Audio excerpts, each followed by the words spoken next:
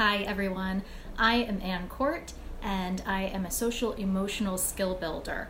I am taking on a 21-day video challenge, and for day 2 of the challenge, our challenge is to tell a story about a thing. So what I'm going to do is actually share 2 different techniques that you can use everyday items, everyday things in your life to build your social emotional well-being and your child's. So technique number 1 that I wanted to share is a technique that I learned at the Omega Institute when I went for a mindfulness and education conference. It is one that I use with my son. He is 6 years old and he still has quite a bit of trouble dealing with his frustration in a helpful way. So what we did is we created a box that is sort of like a mindfulness box, if you will.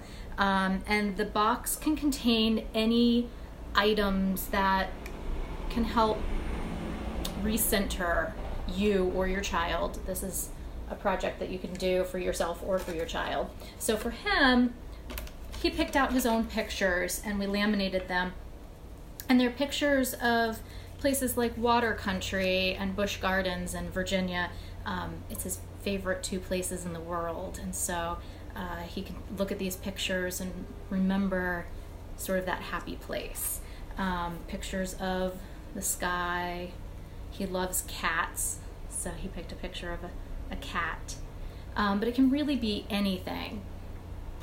There's also usually a bottle that is filled with glitter and little pom-pom balls. So the idea is you can shake it and watch as it settles to the bottom.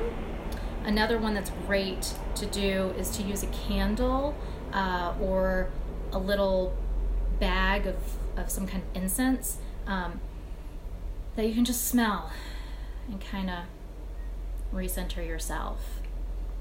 So this has been very helpful for my son. As I said, this is a technique that actually the other night he wasn't feeling well, his stomach was upset, and so he was having trouble sleeping, and he actually asked to look at his pictures. So it's been really helpful for him.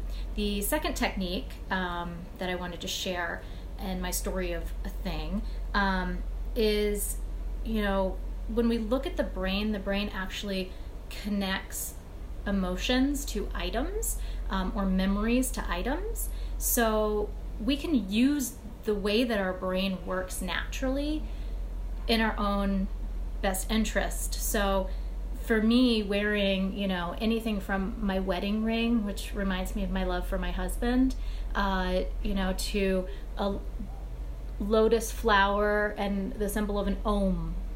So these just help me remind myself to come back to my breath, to remind myself that sometimes things get muddy and it's okay. So I have a positive reaction when I see these rings, and we can use that connection that our brain makes with items to help us recenter. So if there's a stone that you love or a paper clip, it can be really anything. You can stick it in your pocket, and anytime you're starting to feel uneasy, you can pick it up and hold it and take that breath and reconnect with that item. And similarly, if there is an item that causes ill will, something that is negative when you look at it, it has a negative connotation to it, you might want to look at discarding that item. I know that this was a big to do a while ago.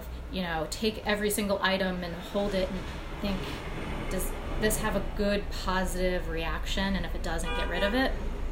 You don't have to go to the extreme, but it's worth looking into. It's just an easy technique that our brains are naturally wired to have these relationships with items. So we can very naturally use that to our own advantage and get rid of things that don't serve us and pick up things that do, to help us remind us who we are.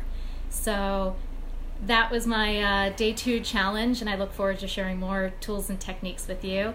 And you can, as always, check out emotionalparenting.com for more information.